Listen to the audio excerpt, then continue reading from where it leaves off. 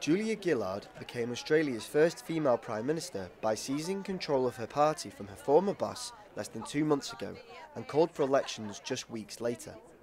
She hoped to save the left-leaning government from rising voter grumbling with fresh, straight-talking leadership, but it hasn't quite worked out that way.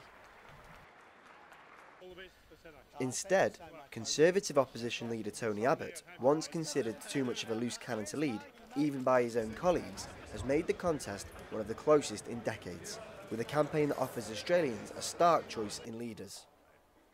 Australians will make the choice tomorrow, and there are two choices. They can endorse my positive plan for the future and my investments in health and education and building the national broadband network, or they can endorse Mr Abbott with all of the risks that brings. The risk of work choices, increases in the price of groceries through his increased company tax, and of course cuts to health and education. That's the choice.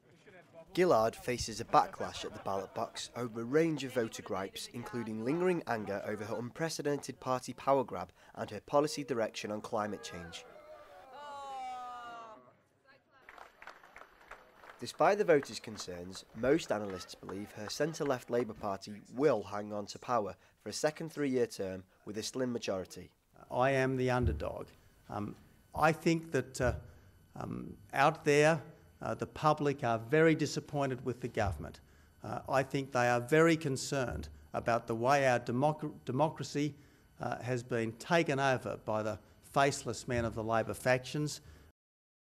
The closeness of the race has whipped the media into a frenzy of trying to assess who's ahead in the polls.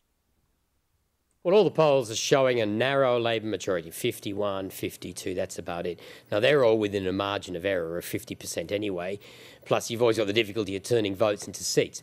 But every time you take one of those national polls, and all the pollsters combine 2 or 3 polls they've done through the campaign and break them down by state, whenever you take that state breakdown analysis, you end up with Labor barely getting a majority out of that vote. And the simple reason is most of the marginal seats at risk are in New South Wales and Queensland.